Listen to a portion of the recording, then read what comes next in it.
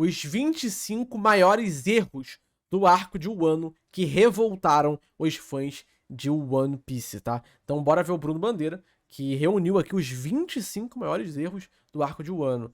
Eu concordo que o Wano teve erros, mas será que teve tanto erro assim? Vamos lá ver, né? Vamos entender o que é isso aí. Wano foi, sem dúvida, o maior arco de One Piece, não só em tamanho, como em impacto na história, talvez até superando a lendária Guerra de Marineford. Concordo. Não sei se eu concordo, mas eu acho que o Wano teve um impacto muito grande. A saga de Wano, no geral, né, que começa lá em Zou, né, e chega até o Wano, engloba muita coisa, cara. Mas um arco tão grande... Pô, quando tu pega a saga de Wano, preste atenção, Zou, Reverie, Holy Cake e o Wano. Pô, é muita coisa, né? A saga versus Yonkou. É muita coisa. Não teria como não vir acompanhado de alguns problemas, o que não significa que o arco tenha sido só isso. Fato. E eu poderia fazer um vídeo citando os maiores acertos do arco, que poderia, e é fácil demais, certamente né? tem de monte, mas convenhamos, vocês querem ver, é treta. Então hoje a gente vai listar os maiores erros do arco de Wano. Vocês já viram que a duração do vídeo tá longa, então vai ser uma lista um pouco grande. Me surpreenda, Bruno Bandeira. Quem já foi inscrito aqui do canal já pode chegar lançando o like aí embaixo para ajudar na divulgação do vídeo. E se você não for inscrito ainda, considere fazer parte dessa tripulação, se inscrevendo aí embaixo e balançando o sino de Marineford para sempre saber quando tiver vídeo novo de One Piece e já poder vir correndo assistir, combinado? E você que deseja aprender japonês rápido, na prática e sem desanimar no processo, o curso completo de japonês Nihongo Premium, que vai te ensinar do básico ao avançado, tá com as matrículas abertas. Você que nunca teve nenhum contato didático com a língua e acha impossível aprender o idioma, ou você que até já tentou estudar por um tempão através de métodos tradicionais e acabou parando, ou até para quem já tentou estudar sozinho pela internet, quem nunca, né? Mas acabou ficando muito perdido, sem saber para onde ir, por onde começar, esse curso é para você que sempre sonhou em aprender a falar japonês.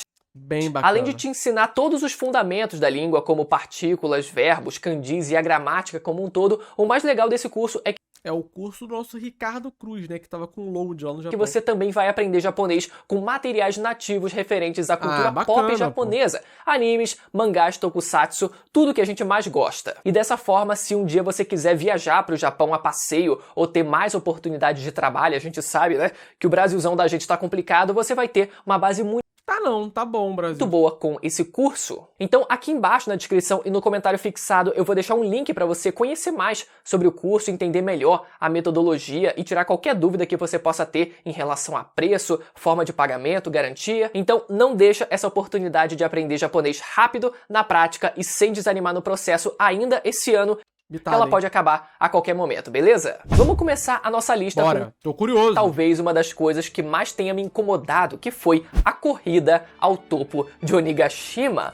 Tá, me explica isso aí. Quanto mais o mangá se aproximava do capítulo 1000, mais ficava claro que o Oda ele pretendia segurar o andamento das coisas para que o Luffy só chegasse ao topo de Onigashima no capítulo 1000. Nossa, mas isso te incomodou? Isso é um erro, sinceramente?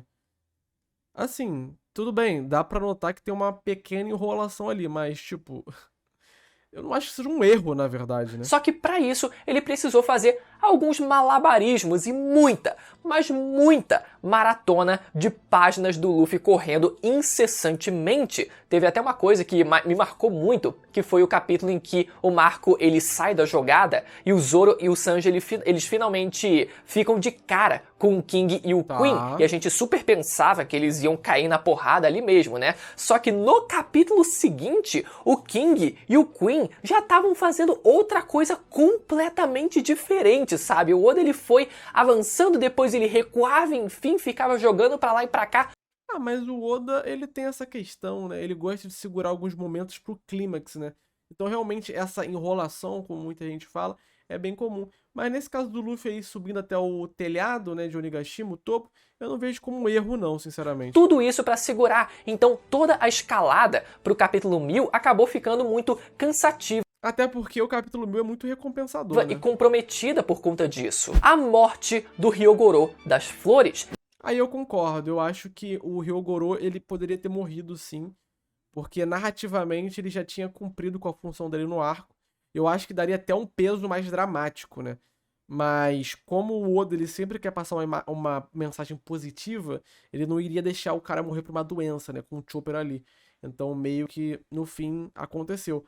Mas eu acho que ele realmente poderia ter morrido sim. Essa quem quase morreu fui eu, galera, quando eu vi no mangá. Pra quem não lembra, esse foi o plot dos demônios de gelo, uma espécie de vírus que tava contagiando Mas com certeza daria um peso muito maior, a cara. galera, e o Hyogoro das Flores acabou contraindo e quase virando um deles, e o Chopper foi quem teve que correr para desenvolver uma cura.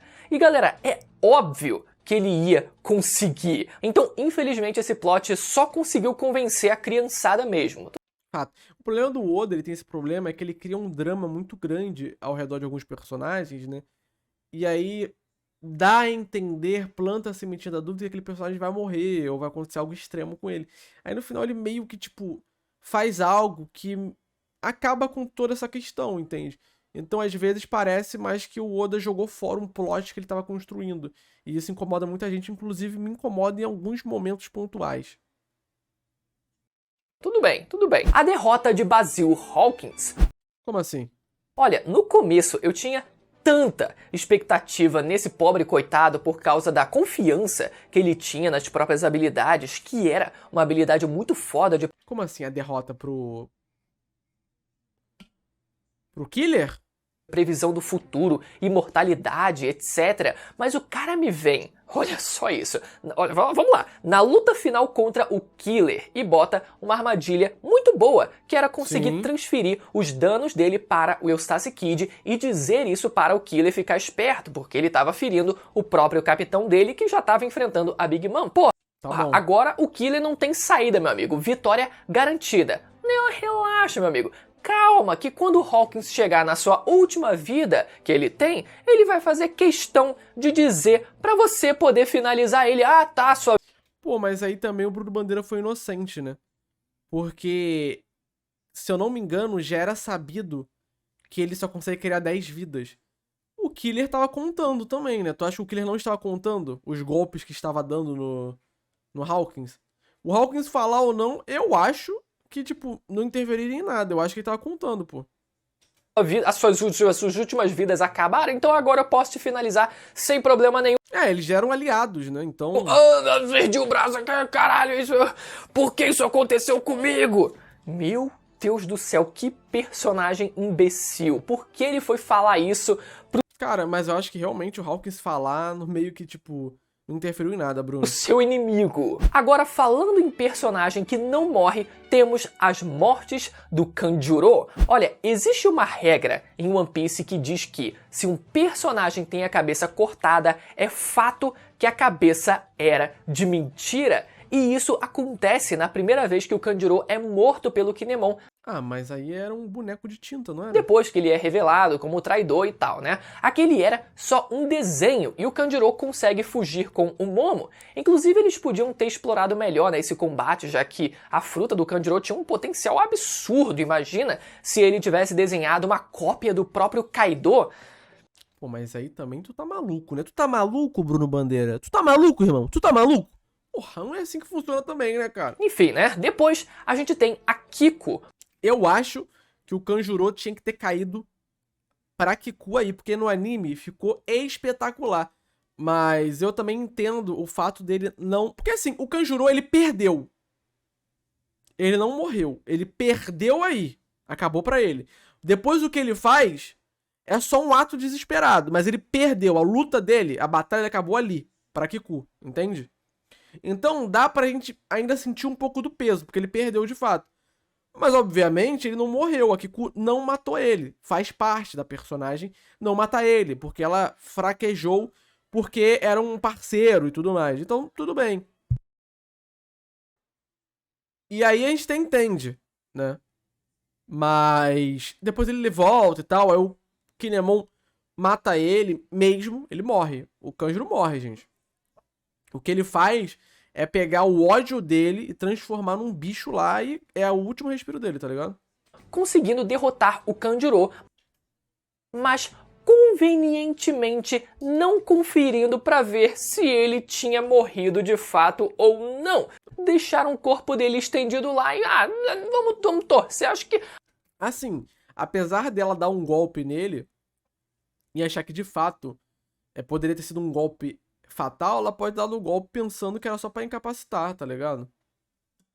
Acho que morreu, né? Acho que depois dessa ele não levanta mais. Ele levantou. E de novo o Kanjuro retorna até ser finalmente derrotado e morto pelo Kinemon. Uma página muito bonita, inclusive, né, dele.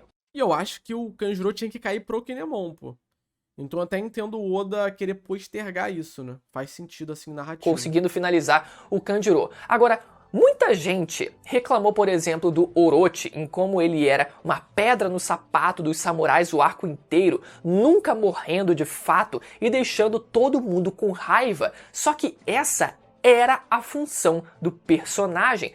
Sim. A habilidade dele era justamente para isso, então no caso dele fazia total sentido. O problema é que isso foi replicado também para o Kanjuro, Porque ele é um Kurozumi. que acabou ficando Tem essa questão também, ele é um Kurozumi.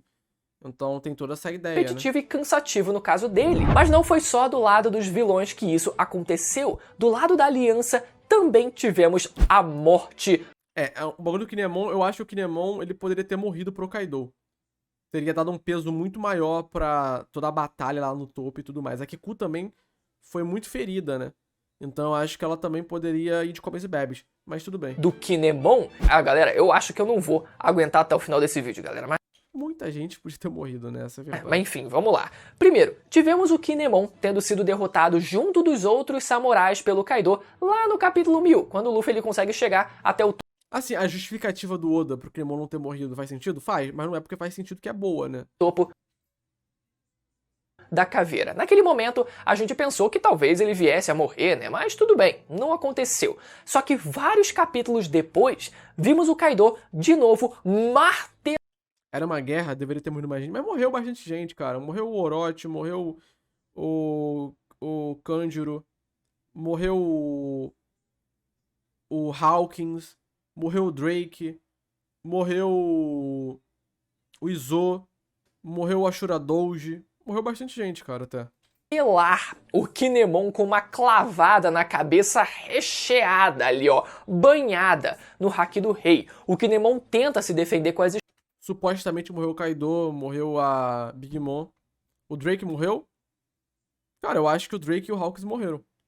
espadas e foi uma cena muito foda dele essa, né? Mas ele é completamente amassado e depois ainda leva uma facada do Kaido pra finalizar. Mas tudo bem, porque a faca acabou, na verdade, pegando bem na parte onde o corpo dele tinha sido dividido em Punk Hazard e que não tinha sido bem colada, por assim dizer, pelos outros membros do Chapéu de Palha.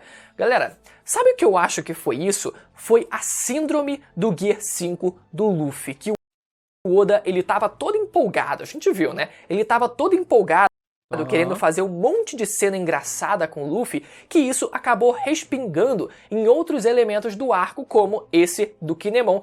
Aí ele enlouqueceu. Tu tá maluco, Bruno? Aí ele enlouqueceu. Pô, tu tá de sacanagem, cara?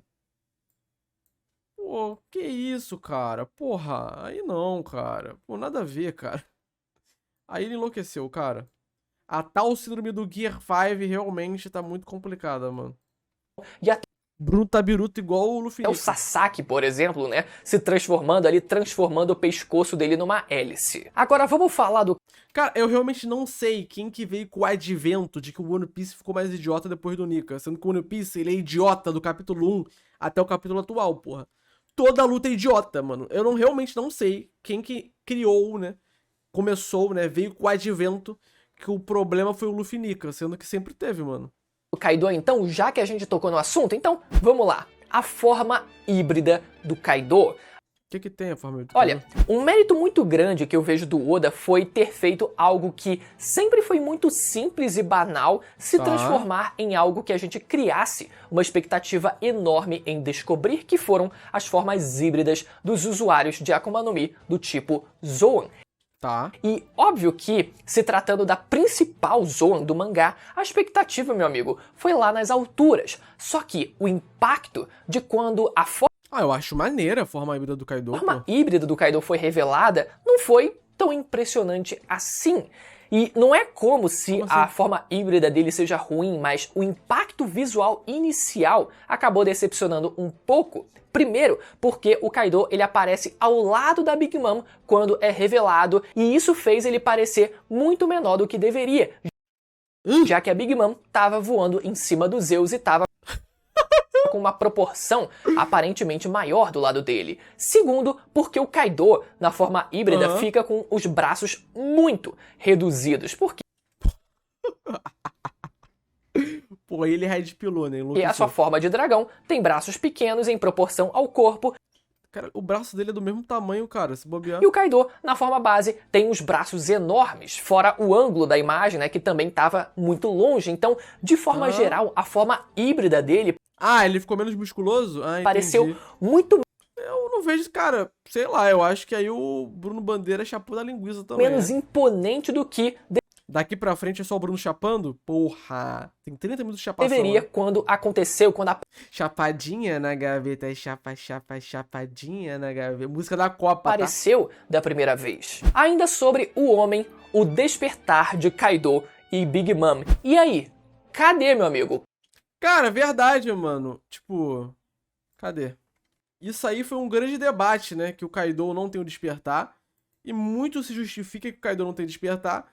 Porque ele sempre botou muito mais apelo, né, no Haki do que na Akuma no Mi. Então faria sentido ele não despertar a Akuma no Mi, né? Porque você tem que também se tornar um só com a Akuma no Mi. Porém, o debate ele foi revivido essa semana porque é o seguinte, né? Tinha a teoria que aquelas formas bêbadas do Kaido era meio que um despertar, né? E aí, tipo, existia essa teoria. E no anime essa semana, o Kaido usou pela primeira vez as formas bêbado, né? E a forma mudou, pô. A pele dele ficou roxa e ele ficou com essa sobrancelha igual do Nika. Tá ligado? A escama dele que é azul, no anime, nas formas bêbada, ficou roxa e ele ficou com essa sobrancelha aqui, cara, igual do Nika, tá ligado? E aí, essa teoria de que ele na forma bêbada dele é o tal despertar voltou à tona, né? Mas como não tem o foguinho, né, a fumacinha ao redor dele, não dá pra saber, sinceramente. Mas ele tem essa fumacinha na forma dragão, né? Então eu fico me perguntando, será que a forma dragão dele já não é ele despertado? Será que não é a parada do peixe que virou dragão? A gente nunca vai saber, né? Provavelmente. Mas fica aí a reflexão. Cadê o despertar dos Yonkou? Tipo, claro que não é uma obrigação que eles tivessem o despertar. Tipo, o Kaido até dá uma explicação pra gente sobre o conceito do despertar. E eu acho que o despertar da Big Mom é quando ela pega a alma dela e insere nela mesma pra poder ganhar um power-up, tá ligado? Eu acho que poderia esse ser o despertar dela, inclusive. Despertar que pode até justificar o fato dele próprio não ter conseguido despertar, mas eu acho que a gente podia ter tido uma explicação mais precisa sobre isso, né? O Oda, ele gosta de mastigar muitas informações, então essa eu acho que era uma que valia. O dragão de fogo? Não, cara, porque o despertar da Zoan tem aquele negocinho em volta do pescoço, né? A gente viu isso em Egghead. Essa mastigada, já que acabou deixando todo mundo meio frustrado de não ter visto no fim das contas. Ainda falando sobre dragão, Momonosuke adulto. Isso foi frustração? Foi E erro? não foi incoerente ele ter amadurecido por 20 anos. Fato, até mesmo o Bruno, ele criou a teoria que o Momonosuke iria virar adulto, né? A fruta da Shinobu nunca foi dito funcionar somente em objetos inanimados. Mas Fato. claro que o Oda ele podia ter colocado pelo menos uma restrição nesse poder, senão é só sair amadurecendo todo mundo que quiser, por exemplo, né? Mas enfim, o problema mesmo do Momo adulto foi que o dever dele de parar Onigashima foi um plot extremamente arrastado. Mas o pior de tudo é que, no fim, o Momo ele só conseguiu gerar as suas próprias nuvens por acaso. Sim, Bruno Bandeira. No mero susto. Sim, Bruno Bandeira. É assim que a pessoa aprende a usar o poder dela em One Piece. Ele não teve um momento de mérito ou de conquista. Foi simplesmente na pura sorte Meritocracia não existe, Bruno Bandeira. que ele conseguiu parar aquela ilha. Então, também acabou sendo um pouco decepcionante. Mérito, tá de sacanagem. Né? Pelo menos ele poderia ter tido Tá maluco? o mérito real de ter conseguido O garoto com 8 anos de idade queria mérito. executar aquele feito. Agora falando sobre outro dos Yonkou, a tripulação da Big Mom em Wano. Pode crer, mano. O que será que deu com a tripulação da Big Mom, mano? Eu acho que o Oda, ele notou que ia ficar grande demais. Ele falou, ah, foda-se essa porra. Eu vou botar esses caras aqui não, mano. Vai dar merda. Meu irmão, eu preciso argumentar alguma coisa sobre isso. O negócio já é autoexplicativo, mas vamos lá. Qual foi o propósito deles terem ido até lá? Tipo, eles foram derrubados pelo King na cachoeira, depois eles foram derrubados de novo pelo Marco na mesma cachoeira, então não era mais fácil ter ido só a Big Mom e o Perospero, porque foram os únicos que tiveram algum destaque naquele arco do bando da Big Mom. E o melhor de tudo, cadê eles hoje? Tipo, a Sumiram, gente morreram. sequer Afundaram. viu o que aconteceu com eles depois do final do arco. Inclusive, a gente também não viu muito dos Piratas das Feras no final do arco, né? Só o King e o Queen, né? Que eles aparecem presos em Udon, muito provavelmente, mas nada do Jack, nem dos astros principais. Então, quem é o bando da Big Mom na fila, né? Pra ser apresentado? Fato. Mas assim, eu acho até meio complicado, porque eu também tava esperando, cara. Eu também acho que foi um erro do Oda ter feito isso, ter introduzido eles e não colocado eles no arco, né? Mas eu acho que eles tiveram um destaque a mais no arco de Holy Cake, então ter eles de novo ali poderia ficar meio repetitivo. E também tem a questão de que, tipo, eu acho que o arco ia ficar muito grande, então ele só tacou pra lá. Eu acho que desperdiçou bastante esse núcleo mesmo. De tanta coisa que ficou faltando. Mas a gente vai falar mais sobre o desfecho do arco daqui a pouco, e vai ter coisa. Ainda sobre esse bando, temos a derrota da Big Mom. Olha, primeiro que, por boa parte do arco, a gente só conseguia se perguntar qual era a função da Big Mom aparecer em Wano. Pô, aí tu não sabe também? Se vingar do Luffy. Ok, mas toda a construção que a gente teve desde Punk Hazard foi A função da Big Mom era se aliar ao Kaido. para a queda do Kaido. Pô, mas aí o Bruno realmente não tá entendendo a parada. O nome da saga, Bruno, é Versus Yonkous. O Oda fez um arco específico para a Big Mom, que foi Holy Cake, pra poder inserir ela na obra. O Luffy declara guerra a Big Mom em Ilha dos Tritões. Esqueceu disso? Ele fala do Endemushi, vou comer a tua bunda na porrada, é isso que ele fala. Então, faz sentido a Big Mom estar no arco, e ele indiretamente ajudar a derrotar ela, pô. Não é tipo, porque a ideia era derrotar o Kaido. Sim, mas ele já tinha uma rixa com a Big Mom e ele literalmente destruiu a ilha principal da Big Mom, o castelo e tudo mais. Então tem lógica, cara. Então, a Big Mom mais parecia um excesso, um trambolho ocupando espaço no arco. Literalmente, né? Mas o maior problema foi que, no fim, ela pareceu que foi derrotada sem usar todo o arsenal que ela tinha. Ela simplesmente esqueceu que tinha o armamento avançado, o conquistador avançado, quando foi lutar com o LoL e o Kid. E vocês podem até... Mas isso aí é power scaling. O fã de One Piece, ele é viciado em power scaling e eu tenho um cansaço de... argumentar que isso era porque a Akuma no Mi dela compensava o uso do hack, e até faz sentido, o poder da fruta dela podia ser tão forte quanto o seu hack e ela preferir usar um e não o outro. Mas isso não anula a impressão que foi passada pra gente de que ela poderia ter feito mais coisa na batalha, para que o mérito, olha só, pensando até na perspectiva de quem venceu a batalha, para que o mérito do... Esquece isso de mérito, Bruno Bandeira. O que botou essa cabeça do Bruno, hein? De mérito? O que foi, hein? LoL e do Kid fizesse mais sentido. A Big Mom perdeu pra uma bomba atômica, irmão. Bomba atômica, não. Ela perdeu pra uma bomba, porra. Tacaram uma bomba nela, ela caiu no núcleo da Terra e caiu no magma. Não foi nem o Kid e o LoL, tá ligado? Mas não, o LoL, ele montou. Vocês lembram dessa cena? O LoL, ele montando na barriga da Big Mom pra tentar ali fincar o seu despertar, né? O seu Croom na sua barriga. E ao invés dela segurar ele e mandar pra longe, ou enfiar um Haki do Rei na cabeça do LoL, não. Ela só dava uns soquinhos genéricos e ele conseguia tancar. Então sim, a Big Mom ficou devendo coisa pra caraca pra gente. Mas eu Me deveu nada não, cara. Se tivesse me devendo, eu estaria cobrando agora. Tô duro. Eu ainda acho que ela volta no mangá e eu fiz um vídeo explicando o motivo aqui no canal. Vou linkar ele no final desse se eu lembrar, senão vocês pesquisam dentro do canal aí Big Mom voltar e tal. Vocês jogam aí que vai achar rapidinho. E falando daqueles que derrotaram a Big Mom, temos o Haki do Conquistador do Eustace Kid. Olha, o homem, ele começou muito bem no começo do arco, tendo sido amassado pelo Kaido, sido preso. Eu acho que isso aí do Haki do Kid, né? Que o Kid não teve Haki avançado, Haki do Rei avançado durante o arco de Wano, foi porque o Kid, ele iria desenvolver isso, tá ligado? Depois da queda pro Shanks, tá? Então eu acho que ele vai querer ficar mais forte e ele vai conseguir criar essa parada, né? Ele vai conseguir, quer dizer, treinar isso pra poder aprender essa parada que nem o Luffy aprendeu. Torturado, escravizado, tendo seu bando desmantelado e ainda assim não tendo o seu espírito quebrado e tendo até Sim, ele tem Haki do Rei. disputado com o Luffy na prisão de Udon de igual pra igual ali. Foi Eu acho que o Kid morreu não, o Kid não morreu. Eu acho que o Kid, ele tá em Elbaf e o Luffy vai encontrar com ele lá e com o Law também. criada uma rivalidade, uma imponência pro Kid muito boa naquele começo de arco. E logo no começo do arco, inclusive, né, é revelado pra gente que o Kid também possuía o Haki do Conquistador. Agora você me responde, serviu de alguma coisa essa merda?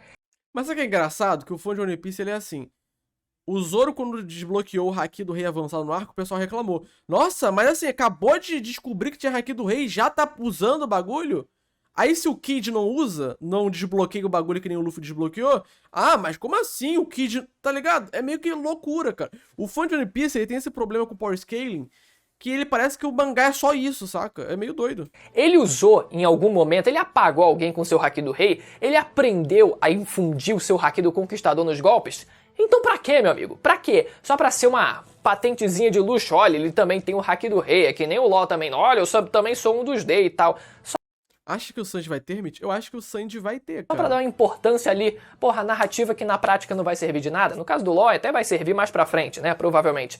Mas aqui, meu amigo, no caso do Kid, complicado. Seguindo o despertar de LoL e Kid, Lá vem. vimos então que os dois supernovas também tinham conseguido despertar.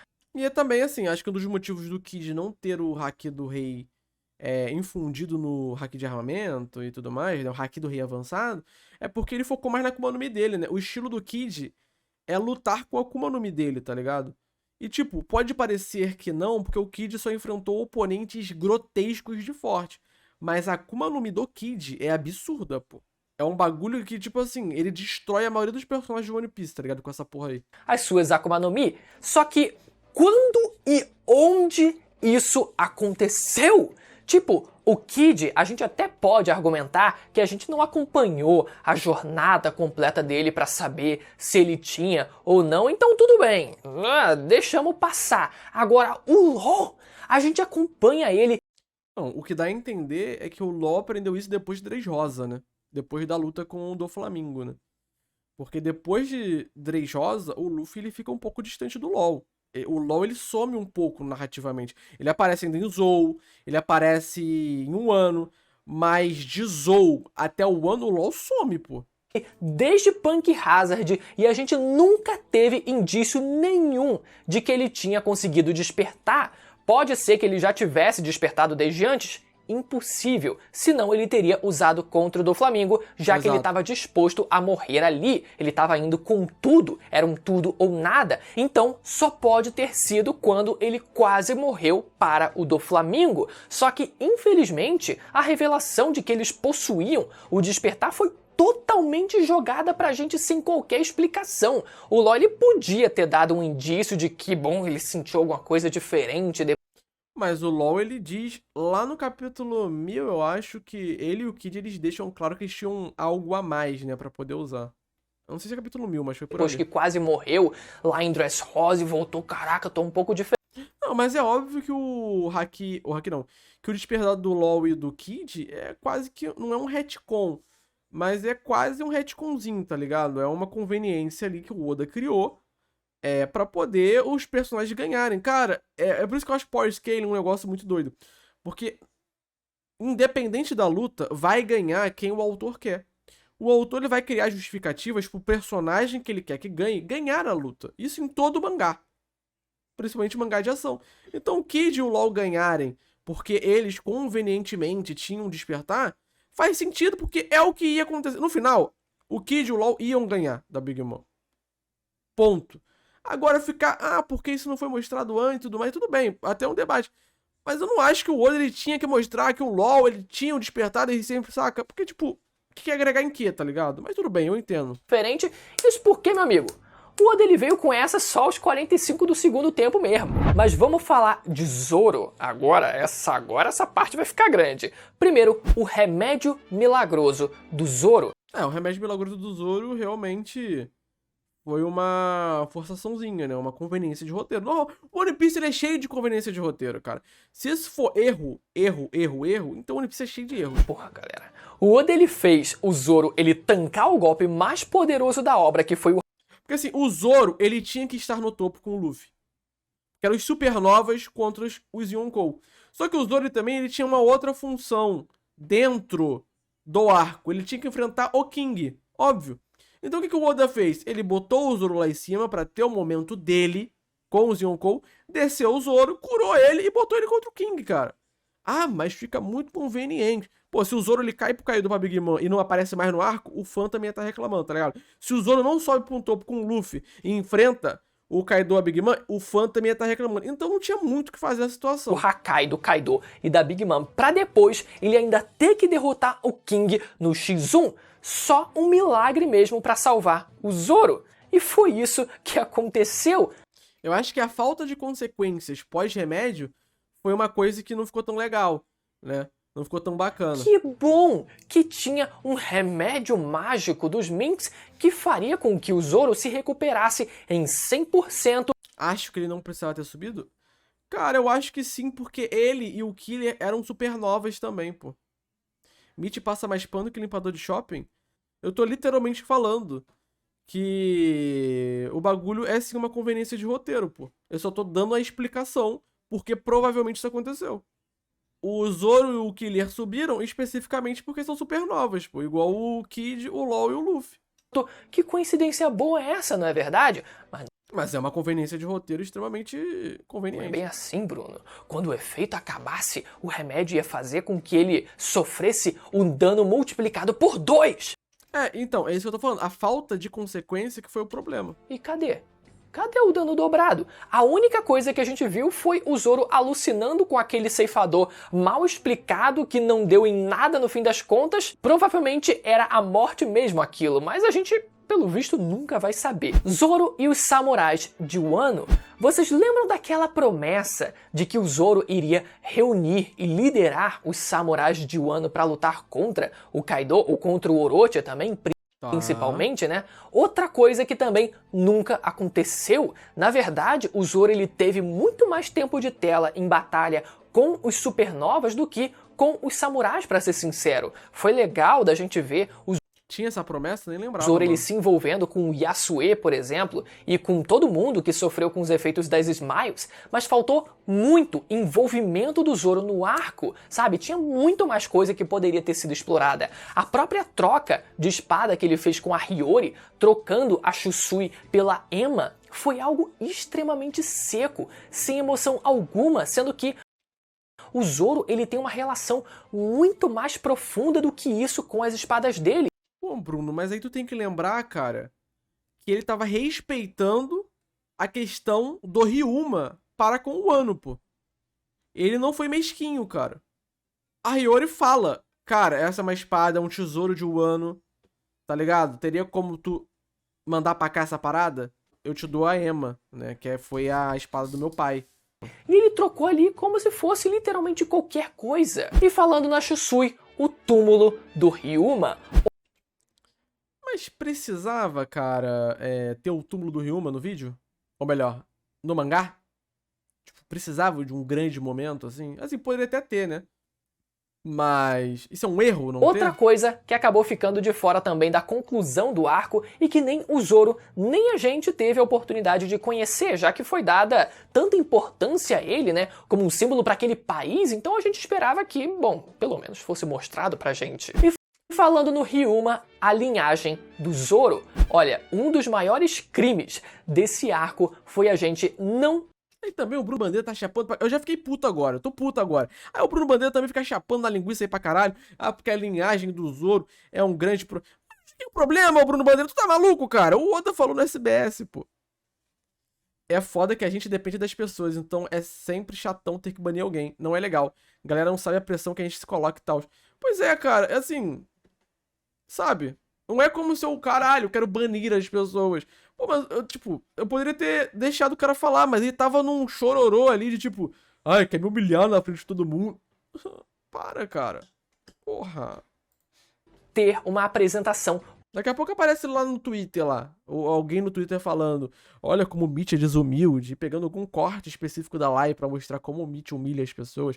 Aí eu vou ser obrigado a ter que mandar foto do meu pau pra essa pessoa. Completa da linhagem do Zoro. E tudo ter sido contado. Com todo respeito. Pela metade. A gente teve a história de que o clã Shimotsuki foi parar no East Blue e fundou a Vila Shimotsuki, onde o Zoro cresceu e tal. Vimos que o Zoro se parecia muito com o Ushimaru Shimotsuki, que participou na batalha contra o Kaido 20 anos atrás, e que o próprio Ryuma também fazia parte dessa mesma linhagem. Mas a gente não teve a resposta definitiva desse assunto no mangá. O Oda, ele deixou para revelar a parte mais importante disso numa mera SBS. Mas isso era necessário, Bruno Bandeira, pro andamento do arco?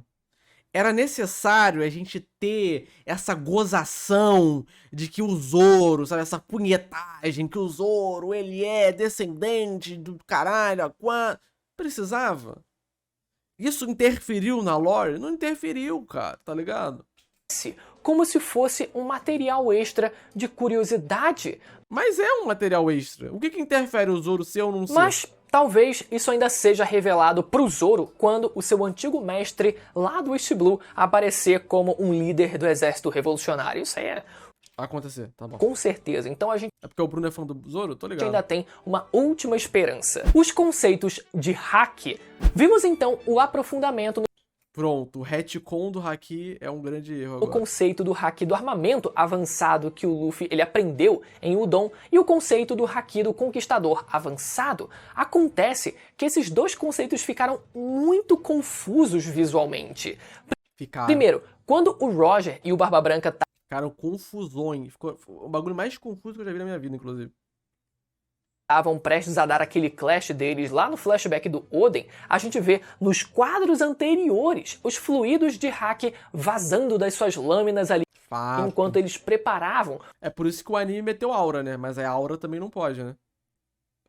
A aura, o Brunão reclamou também das auras no anime. Aí fica meio foda também, né? O golpe, e aquilo parecia muito ser o uso do haki do armamento, que talvez, se usado em excesso, poderia até vazar da lâmina. Isso aconteceu inclusive com o próprio Zoro também em Dressrosa de forma um pouco mais discreta, mas também aconteceu. Só que no fim, isso era resultado de haki do conquistador sendo infundido. Você acha que o ano foi meio corrido? Eu acho que o ano foi meio corrido no final, cara. Eu queria mais coisa, mano. Eu acho que muita coisa ficou em aberto, muita coisa ficou incompleta. Eu acho que o ano ali, o finalzinho de um ano, ele tem os seus problemas sim, cara. Eu acho que o ano tem muitos probleminhas, cara, sinceramente.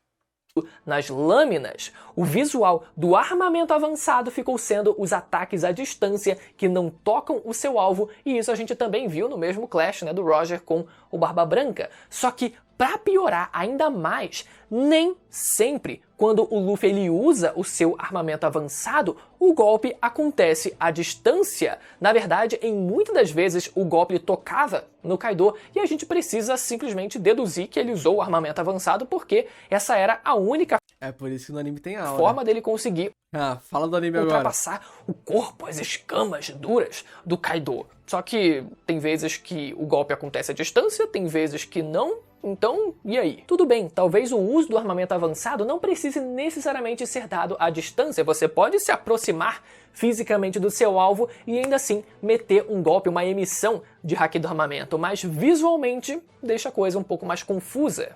Fato. Fora que o conceito de você infundir os raios meio que dizem isso. o haki do conquistador no seu golpe parece muito abstrato e redundante com o haki do armamento. Pô, mas muita coisa em One Piece é redundante e abstrato, cara. O próprio haki é muito abstrato, o despertar é muito abstrato. E pra mim, tudo isso é porque o Oda, ele quer fazer essas paradas, mas ele não regrou justamente pra ter essa liberdade pra poder inserir conveniências e retcon quando ele quiser. Porque no fim, ambos parecem funcionar da mesma forma, servindo como uma armadura dupla para o seu punho, para o seu corpo, para os seus golpes. Agora, sobre a evolução do Luffy. A maratona até o topo de Onigashima pode ter sido longa, mas a evolução que o Luffy teve nesse arco foi fora de série. Pô, cara, eu realmente acho que o Bruno, ele chapou agora, mano. Depois de um tempo do vídeo, ele só chapou. Porque as coisas que ele tá apontando como erro é só opinião. Ele já tinha aprendido a observação avançada em apenas algumas A maioria desses erros que revoltaram os fãs não revoltaram os fãs. horas lutando contra o Katakuri lá em Holy Cake Island, então era certo que ele também conseguiria evoluir drasticamente o seu armamento avançado, e foi isso que aconteceu, mas a gente não esperava que ele também fosse aprender o Haki do Conquistador O Zoro fazendo isso, tipo, durante a luta, tudo bem, né? avançado mais rápido ainda durante esse mesmo arco. A gente parecia que estava identificando um padrão. Primeiro ele aprende a observação avançada Eu não costumo ver spoilers, cara. em Holy Cake Island, depois em Wano o armamento avançado, e depois no próximo arco ele aprende o Conquistador avançado. Só que não, o Oda ele já puxou isso também pro arco de Wano. Isso porque a gente viu, né, o Oda ele dizendo que a maior proficiência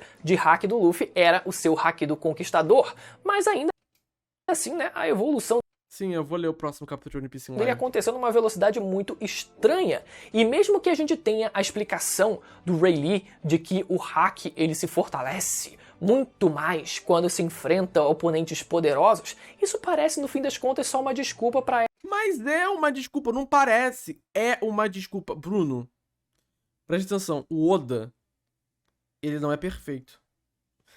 O Oda não é Deus. É uma desculpa. É uma conveniência que o Oda criou de maneira consciente para ele sempre ter justificativa que o Luffy está ficando mais forte sem um treinamento porque ele está lutando com pessoas mais fortes. É isso, gente. Todo arco o Luffy luta com alguém mais forte e fica mais forte. Por quê? Porque o Haki você evolui lutando contra pessoas mais fortes. É a desculpa que o Oda criou pro personagem ficar mais forte. O próprio conceito de Haki é todo em base de retcon, né? E não tem problema ter retcon. A gente viu lá com o Danael que não tem problema. Retcon é super comum na maioria das obras longas. Hunter x Hunter, Naruto, Bleach, One Piece. Tá tudo bem. E a maioria dos retcon que o Oda faz encaixam na obra, narrativamente falando. É um bagulho legal, tipo Nika, tipo Haki. Tá entendendo? Agora, reclamar da evolução do todo arco, o Luffy de alguma forma evolui pra poder derrotar o vilão. O Luffy enfrentou o Kaido o quê? Uma vez, perdeu, depois foi lá, aprendeu com o velho a lutar, ficou um tempo treinando. Pô, teve até treinamento nesse arco. Geralmente o Luffy nem tem treinamento, tem.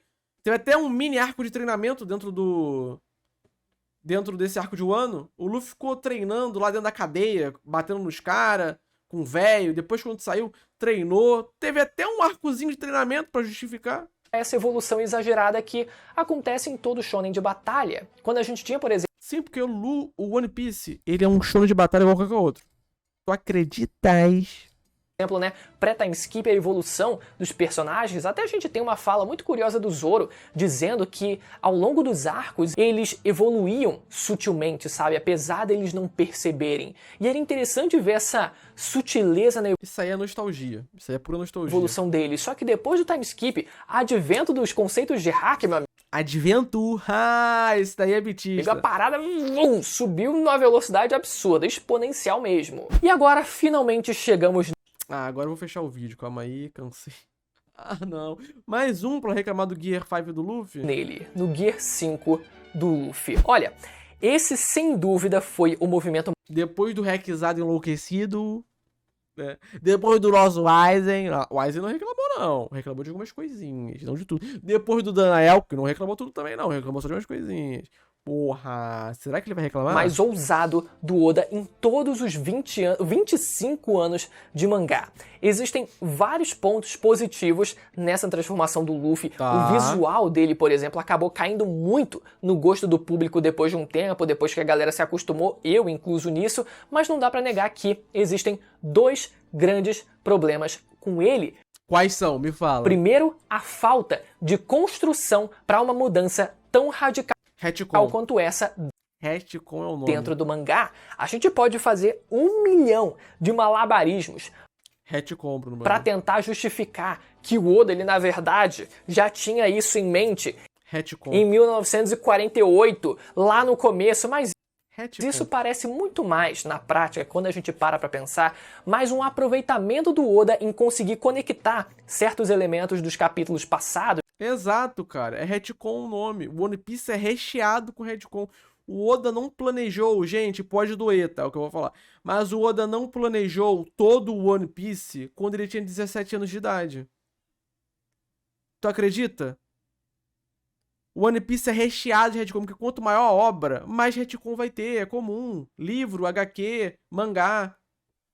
Só que o Oda, ele é bom em fazer retcon porque ele consegue encaixar tão bem na obra que tudo que teve antes vira foreshadowing. Vira, o Oda sempre planejou. Mas na maioria das coisas o Oda não planejou. Ele tinha uma ideia base e foi fazendo até que ele conseguiu encaixar um retcon e conseguiu puxar um conceito do passado. Ele é bom nisso. E o Luffy Nika é essa porra aí. De capítulos antigos com essa mudança que ele decidiu fazer ao longo do caminho. E o segundo problema que essa forma carrega é o excesso de alívio cômico. Isso aí é chapada da linguiça. O Luffy, ele é literalmente assim do início ao fim. O Nika ser esse Toon Force, né? É literalmente a essência do Luffy, a essência do Joy Boy, fazer as pessoas rirem. Cara, excesso de alívio cômico. O conceito do Joy Boy é fazer as pessoas rirem. Como é que é excesso de alívio cômico, tá ligado? Eu entendo que a vontade do Oda seja fazer as pessoas rirem, seja criar comédia. Ele mesmo fez uma declaração depois dizendo que não queria que as lutas ficassem cada vez mais sérias, etc, que isso é muito comum de acontecer em shonen, e ele quis seguir o caminho contrário. Ok. Mas o excesso de alívio cômico não atrapalha em momentos de tensão? Não. Acho que não. Só que Eu, pessoalmente... É porque toda luta de One Piece foi assim. One Piece não A própria luta do Kaido tem piadas, mas quando o Luffy teve que ficar sério ali no final, ele ficou sério. é um desenho animado típico de Looney Tunes. Tem alguns elementos de comédia cartunesca lá e cá, mas o mangá definitivamente não é só isso. Então isso faz com que a gente perca boa parte do peso das batalhas e Não entendeu One Piece. Declaração bombástica. Bruno Bandeira não entendeu a real essência de One Piece. tudo pareça virar um grande circo. Agora, de todos os crimes que o Oda poderia cometer, se ele não tivesse cometido pelo menos esse, ele poderia ter sido absolvido de todo o resto. Mas não. Yamato nos chapéus de palha. Pô, o maior erro do Oda nesse arco foi a Carrot não ter virado Mugiwara, tá? O Yamato tá nem aí. Existem expectativas que surgem mais da cabeça dos fãs, então não dá pra a gente cobrar muita coisa nesses casos. Mas não tem como você me dizer que esse é um desses casos. Desde o primeiro capítulo em que a personagem aparece, o Oda ele vem evidenciando isso pra gente, com ela dizendo que ia entrar pro bando do Luffy, e ela reiteradamente dizendo isso ao longo do que o arco avançava até chegar no final do arco. Eu acho que o caso do Yamato é igual ao do Jinbe, tá ligado? Em algum momento ele vai aparecer pra poder ajudar e vai de vez entrar na tripulação. E a mesma coisa pra Carrot, tá? Porque o Inuarashi e o Nekomamushi, eles acompanharam, se eu não tô enganado, o Roger até o final, né? Ou algo assim. Ou eles foram pro... Eu não lembro agora se eles foram antes pro bando do Barba Branca, qual que foi o rolê que teve. Mas eu lembro que eles acompanham, né? O Oden, né? Então, provavelmente, como o Oda vai recriar esse momento, muito possivelmente o Yamato vai estar junto, né? Pra poder representar ali. O Momonosuke talvez esteja junto pra poder representar o Oden, né? Talvez a Carrot esteja junto pra poder representar o Inarashi, né? E tudo mais. O arco e dizer que estava pronta pra partir com o bando do Luffy. Ela não queria ser a porra do Oden, então viaje com a porra do Rei dos Piratas. Então, mas aí que tá, cara.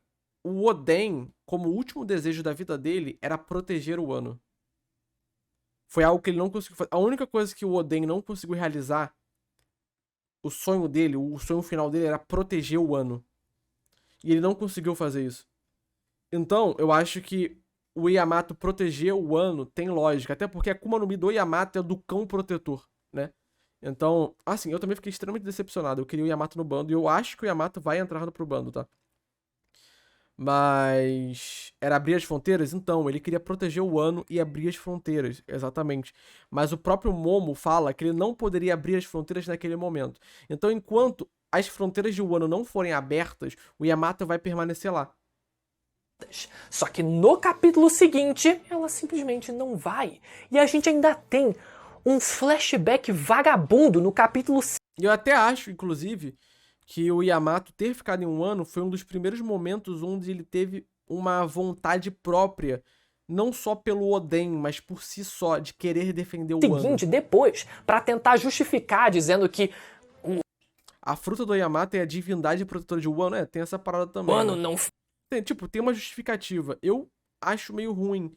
Eu realmente queria o Yamato no bando, junto com o pessoal. Mas, assim, fazer o quê, né? Já aconteceu. Mas eu acho que vai ser a mesma coisa do Jinbe. Eu acho que ele vai, depois de resolver as pendências, ele vai entrar na tripulação. Podia ficar desprotegida, que ela precisava ficar no país e tal.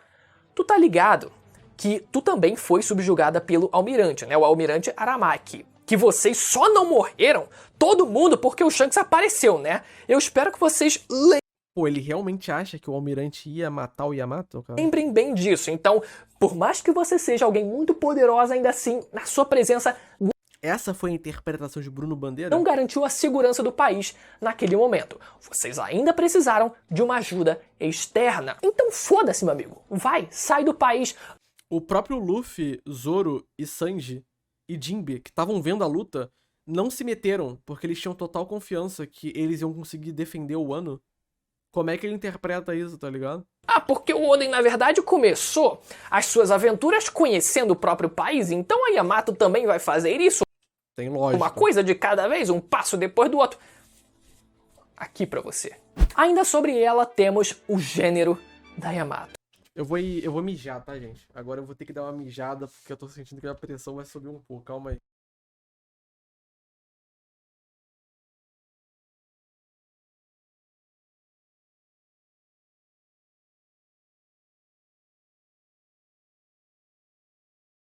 E lá vamos nós. Olha, o Oda ele fez um trabalho muito sutil e direto quando se trata da transexualidade da Okiko. Fato. Alguém que nasceu, né, foi dito pra gente, ela explicando pro Chopper e pro Luffy. Eu sou alguém que nasceu homem, mas que tem o coração de uma mulher. Sim. E coração tendo o significado de espírito e tal. Eu sou uma mulher, no fim das contas, né? Mas o que ele fez com a Yamato só serviu pra causar confusão, porque a Yamato não necessariamente se identifica como homem. Ela se identifica com a persona que o Oden representa. Ser um homem não é um fim para ela, mas sim um meio pelo qual ela enxerga que precisa seguir se quiser se igualar ao Oden. E seria muito E o Oden é o quê, o Brunão? legal se no final a gente tivesse uma mensagem de que você não precisa ser um homem para ser forte ou alguém memorável. Você pode ser uma mulher e ainda ser tudo isso. Calma. Você tá confundindo as bolas, Bruno. Vamos lá. Acho que a questão aqui não é essa mensagem que o Oda queria passar, inicialmente, tá? E mesmo que o Yamato, ele queira ser o Oden é um homem. E mesmo que o Yamato se veja como homem por causa de Oden, ele ainda se vê como homem. Esse debate, ele é extremamente cansativo, Bruno, porque esse debate, ele gerou uma série de ataques contra pessoas trans da própria comunidade de One Piece brasileira e internacional, que é totalmente desnecessária, tá ligado? Porque assim, é muito básico. o Yamato, dentro do mangá, ele é considerado homem. A aparência do Yamato não interfere, porque o gênero é algo psicológico, é algo da mente. O Yamato ele não tem disforia com o próprio corpo, por isso o corpo feminino, tá? Na minha percepção, o Yamato, ele quer ser chamado como homem, ele tem o pronome masculino, todo mundo chama ele no pronome masculino, o próprio Luffy chama ele como se fosse um homem, chama de Mano Yamato, né? O Yamato, ele vai pro banheiro masculino. Ah, mas tem uma capa colorida que o Yamato tá junto com as mulheres. Cara, se você prefere dar mais preferência canônica pra uma página colorida ao fato do Yamato ir tomar banho com os homens, aí é loucura. Porque um é um material de divulgação comercial que a revista pede, que é a página colorida. O outro é que o Oda tá colocando, tá ligado? E, cara, o fato do Yamato ser homem, mulher, meio que, tipo, só não importa também no final de tudo. Só não importa. Ah, se o Oda, o Yamato, o Oda não fez... Às vezes nem foi a intenção do Oda, tá ligado? A questão aqui que o pessoal sempre debate é que o Yamato, independente se ele é o Oden ou não, ele quer ser chamado como homem, cara. Tá ligado? Esse é o ponto. O ponto não é se o Yamato é trans, se ele é isso e aquilo outro. O ponto é que o Yamato, dentro do mangá, ele quer ser considerado um homem. Ah, é por causa do Oden. Problema, ele quer ser.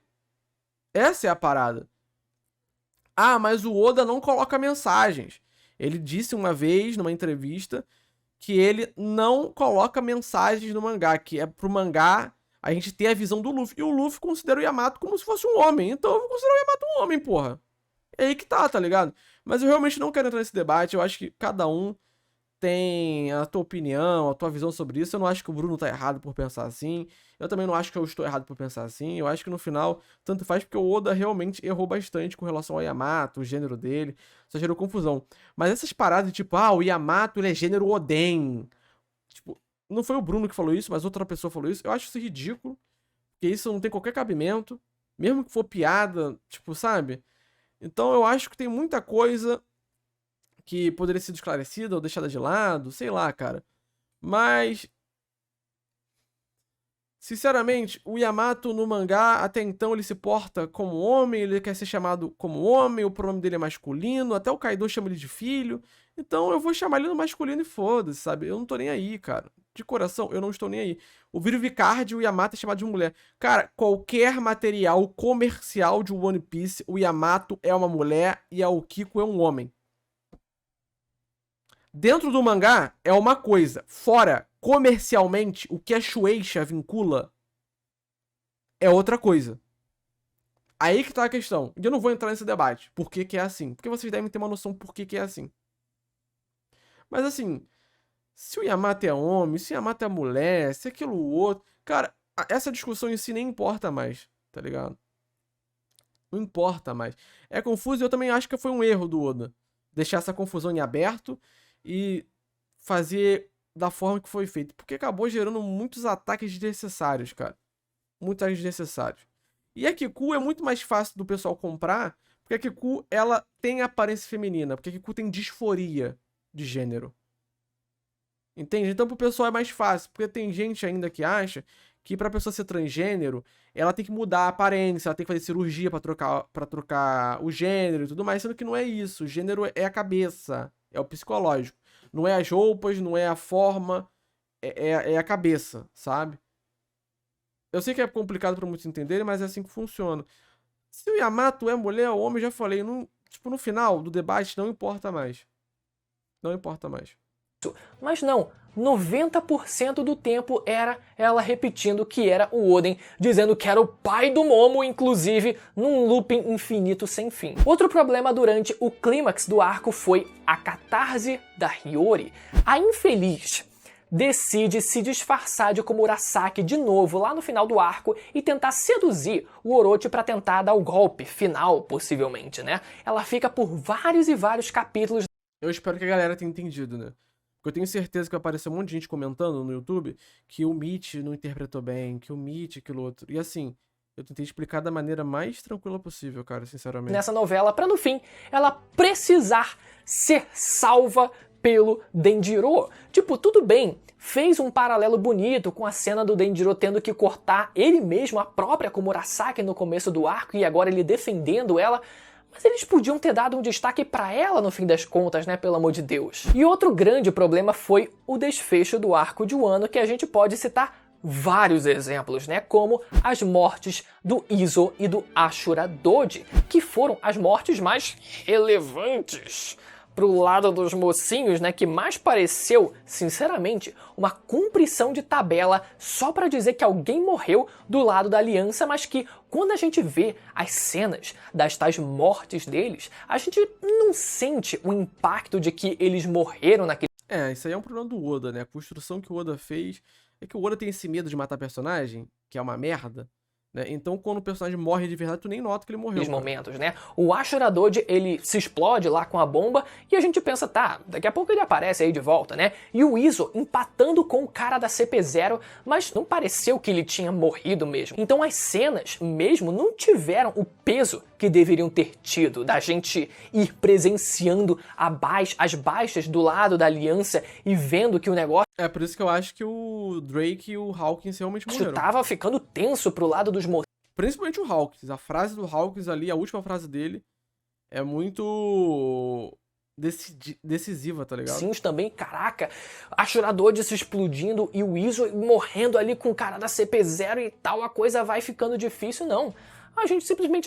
O Drake tava de boaça? Não tava. Não tava, cara. A última cena do Drake é o Hawkins falando meio que morreu. Tipo, falando, cara, o 1% lá de quem ia morrer, de quem ia sobreviver, o 1% de quem ia sobreviver era eu. Aí o Hawkins meio que cai e o Drake cai junto com ele, pô. Os dois caem ao mesmo tempo. A gente achava que eles, tudo bem, foram ali derrotados, apagados e tal, e depois eles estão vivos. A gente não sentiu a morte deles de fato. O desfecho de Onimaru. Cara, quando o tal do Gyukimaru apareceu lá no começo do arco, recolhendo as espadas e protegendo a ponte, impedindo que o Zoro passasse, foi muito legal porque remete ao folclore japonês e enriquece muito, né? Enriqueceu demais o começo do arco, sendo baseado num monge que colecionava espadas daqueles que ele derrotava e etc. E depois a gente descobrindo que ele era, na verdade, uma raposa Akumada que era parceira de alguém que fazia parte do clã Shimotsuki, mas que só foi lembrada no finalzinho do arco lá vendo o túmulo dos que haviam falecido. Eu sei que é um detalhe, bom, é um personagem que não tem uma relevância tão grande assim, mas eu via muito potencial na raposinha e não só... Queria destacar aqui, cara, que a raposinha, ela também tem, ó, as voltinhas do Gear 5. Eu acho que qualquer Akuma no Mi mítica vai ter essas voltinhas, porque a Akuma no Mi da raposinha é mítica também. Então eu acho que todas vão ter voltinhas. E não tem uma relevância tão grande assim, mas eu via muito potencial na raposinha e não só ter roubado a espada do Zoro, por exemplo, e depois só aparecer lá no final do arco praticamente. A despedida de Zunisha. O tanto de teoria que a gente criou imaginando Zunisha. O tanto de expectativa que a gente colocou no mangá e quando quebrou a cara a gente falou que era erro do mangá e não por a gente ter colocado expectativa pra caralho. Zunisha Eu tô segurando a espada gigante de Onigashima.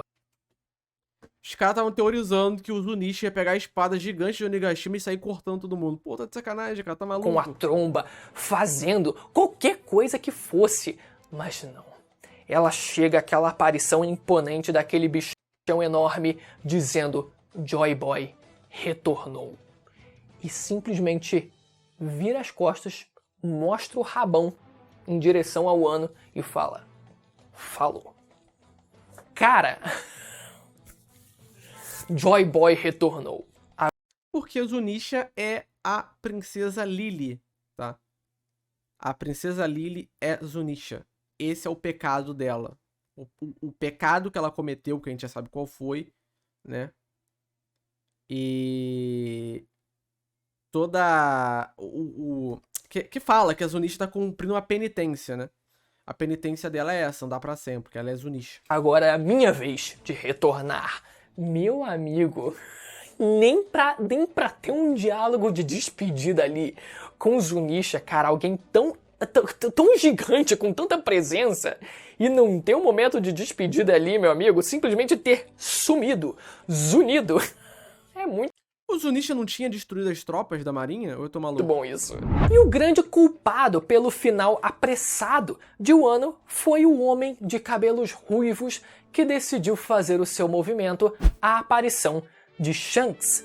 Quando Até isso foi um erro. Shanks ele apareceu na costa do país de Wano, galera, eu não consegui acreditar que ele já ia se encontrar com o Luffy e devolver o chapéu ali mesmo.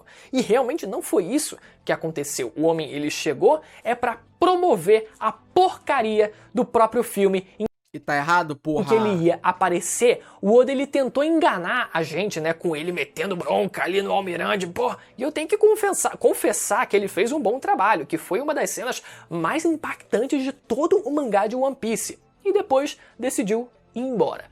Tudo isso por causa de um filme que nem... Na verdade, assim, foi por causa do filme, óbvio, mas eu vejo sentido narrativo disso acontecer porque o Oden era amigo do Shanks, entendeu?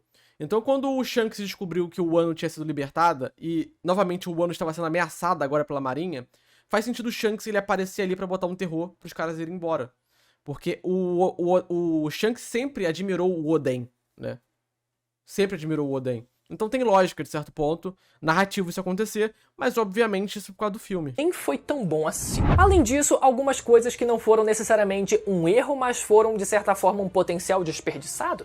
E também ele tava esperando o Barba Negra aparecer um ano, né? Uma parada assim, Dá exato. pra dizer que, por exemplo, poderíamos ter visto o Gekko Moria indo até o país de Wano e tendo participado dessa guerra, afinal ele era um cara que teve um envolvimento direto com o próprio Kaido, tendo sido obliterado por ele no passado, então ele poderia ter um envolvimento ali, né, um senso de vingança, uma sensação de revanche e talvez ajudado o Luffy na derrota do Kaido. Outra coisa que também poderia ter acontecido seria uma É que o pessoal, na época, presta atenção, teorizava que o Moria ia aparecer em um ano e o Luffy iria derrotar o Kaido com o Nightmare Luffy, tá ligado? O Moria ia botar várias sombras no Luffy de novo e o Luffy ia ficar monstrão e ia derrotar o Kaido. Essa era a grande teoria da época. Então, quando isso não aconteceu, muita gente ficou decepcionada. matchup do Brook contra o Scratchman Apu, já que ambos têm habilidades de música, então seria muito legal se a gente tivesse visto eles dois se enfrentando. E também outro matchup que poderia ter acontecido seria um destaque maior para o Marco a Fênix tendo derrotado Isso é tudo Power Scaling. sozinho o King, o Incêndio. Galera, eles dois tinham tudo pra se enfrentarem, os dois voavam, os dois usavam espadas, pelo menos o Marco usava lá no comecinho da vida dele, né? Tinham habilidades de fogo, então eles tinham um matchup perfeito, eram primeiros comandantes, né? Braços direitos dos seus capitães, então tinha tudo ali pra gente ter um matchup bonito e a gente ter uma forma de redenção do próprio Marco derrotando, hipoteticamente aqui, um primeiro comandante de Yonkou, já que ele já vinha de uma série de derrotas muito grandes ali nos arcos passados, né? Nas suas aparições anteriores. Então seria bom pro personagem, mas ficou mais, né, tipo, naquelas ajudas pontuais lá e cá, sem muita presença também. Pelo menos o anime ele fez um trabalho um pouquinho melhor, deu um destaque um pouquinho maior pra ele. É porque o Oda no mangá não tem mais tempo pra poder ficar expandindo o mangá com lutas, né? Ação. O Oda já deu uma entrevista sobre isso, falando que ele não poderia perder tempo do mangá com ação. Então a ação no mangá ele fica muito em off, fica muito inacabada. E é por isso que o anime coloca tanta cena extra de ação, que o fã de One Piece reclama também, dizendo que, como não tá no mangá, não é canônico. E aí fica nessa punhetagem pra ver quem tá certo e quem tá errado, né? Tem essa parada. Né? Mas no mangá, coitado, a última coisa que ele faz no arco, realmente prático, é aparecer completamente chumbado no chão depois de não tancar o King e o Queen ao mesmo tempo. E não falou da Otama, né? Pra mim, o bagulho da Otama foi um dos maiores problemas do arco. Porque é extremamente conveniente, pô. Assim, mas tá desde o arco, Mitch, que a Otama tem essa Akuma no Mi e que o pessoal teorizava que ela ia ter esse grau de importância depois que ela deu lá o Kibidango pra menina cavalo, viu que dava pra controlar e tal, sim.